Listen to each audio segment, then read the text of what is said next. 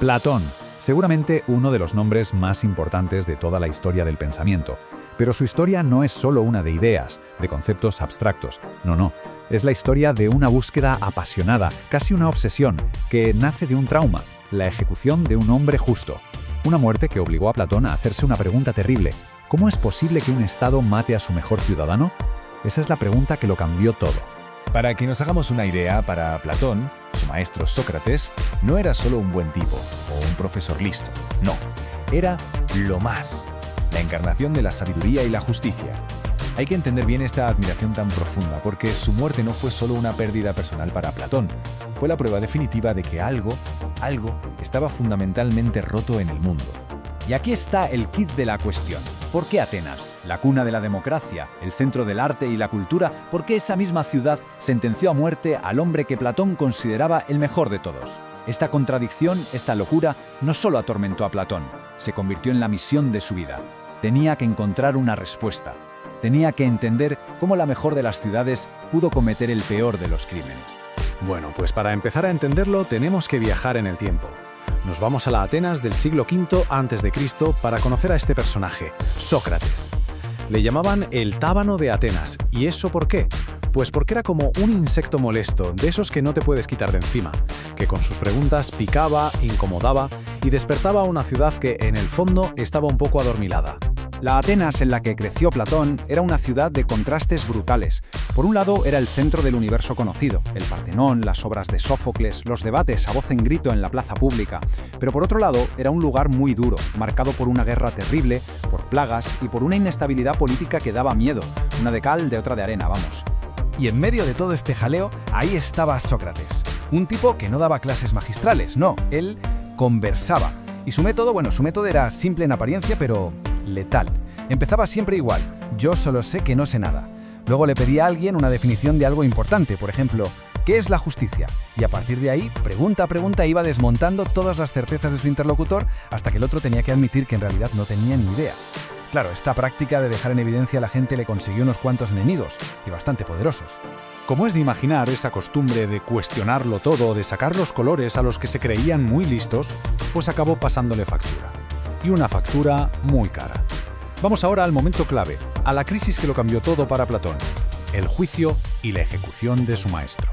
Hay que entender que el juicio no salió de la nada. El ambiente en Atenas estaba caldeadísimo. Acababan de perder una guerra larguísima y humillante contra Esparta.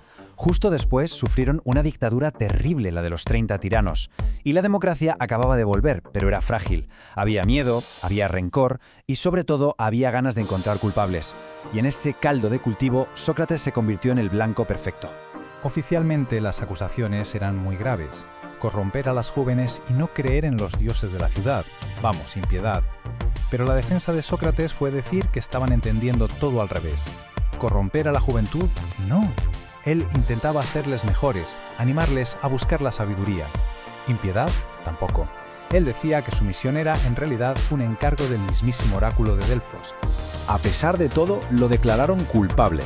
Pero ojo al dato de la votación: 280 a favor de condenarlo, 220 en contra.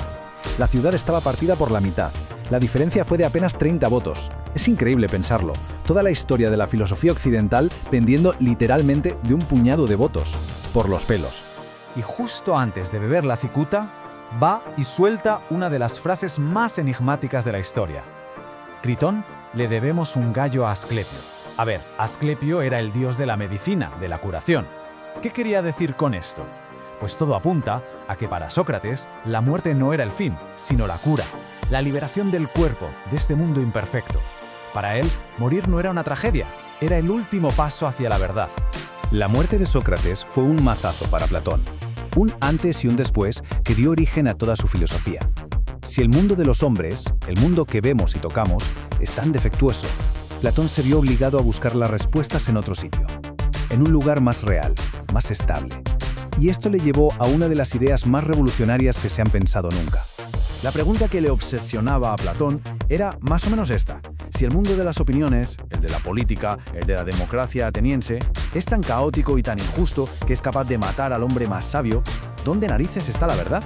Tiene que haber algo más, ¿no? Un conocimiento real, objetivo, que no dependa del humor de la gente. Y la solución que encontró es, bueno, Es la famosa teoría de las formas. A ver si lo explico de forma sencilla. Platón dije que hay dos mundos. Por un lado, el mundo que vemos, el mundo sensible. Está lleno de cosas imperfectas y que cambian. Pensemos sencillas. Hay miles, todas distintas, ninguna es perfecta. Pero luego, dice él, existe otro mundo, el mundo de las formas, al que solo llegamos con la mente. Y ahí no hay sillas de madera o de plástico. Ahí está la forma de la silla, la idea perfecta, el molde original del que todas las sillas del mundo son solo copias baratas. El conocimiento de verdad, para Platón, no está en las copias, está en los originales. Y en la cima de ese mundo de las formas, por encima de todo, está la jefa de todas las formas, la forma del bien. Para Platón es la fuente de todo lo que existe, de la verdad. La compara con el sol. Igual que el sol nos da luz para que podamos ver las cosas, en nuestro mundo, la forma del bien ilumina todas las demás formas y hace posible que nuestra mente las conozca. Es la pieza clave de todo su sistema.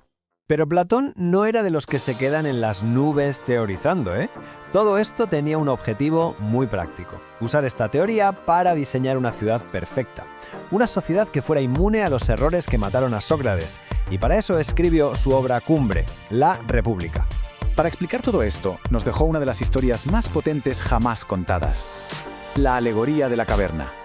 Los prisioneros encadenados que solo ven sombras en la pared representan a la mayoría de la gente, que vive atrapada en el mundo sensible, confundiendo las apariencias con la realidad. El filósofo es ese prisionero que consigue liberarse, salir a la luz del sol, que es el mundo de las formas. Y aquí viene lo más importante. Una vez que ha visto la verdad, tiene la obligación moral de volver a bajar a la cueva, a la oscuridad, para intentar liberar a los demás, aunque se rían de él o incluso intenten matarlo, como le pasó a Sócrates. Entonces, ¿cómo es esta ciudad perfecta? Platón la organiza en 3 clases sociales, como un cuerpo humano. Arriba del todo, la cabeza, los gobernantes, que son los filósofos y gobiernan con la razón. Luego está el pecho, los guardianes, los soldados, que protegen la ciudad con su valentía. Y por último el vientre, los productores, artesanos, campesinos, que se encargan de los bienes y servicios, guiados por la moderación. La justicia para Platón no es que todos sean iguales, para nada. La justicia es armonía, que cada parte haga lo que le corresponde, como en una orquesta donde cada instrumento toca su melodía. Y todo esto desemboca en su idea más radical y desde luego más famosa. La única manera, dice Platón, de que las ciudades dejen de sufrir es que los filósofos lleguen al poder, o que los que están en el poder se conviertan en filósofos. Es decir, que el poder político y la sabiduría tienen que ir de la mano, tienen que ser la misma cosa.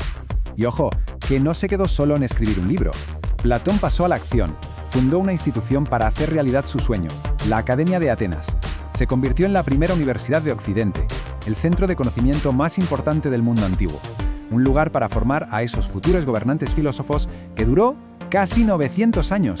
Eso es más de lo que han durado la mayoría de los imperios. Y bueno, con esto vamos llegando al final del recorrido. Y claro, queda una pregunta en el aire. ¿Por qué seguimos dándole vueltas a Platón casi 2500 años después? Pues la respuesta, yo creo, está en la increíble potencia de las preguntas que nos dejó.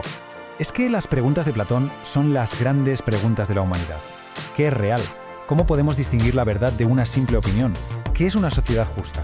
¿Qué le debe el individuo al Estado y viceversa?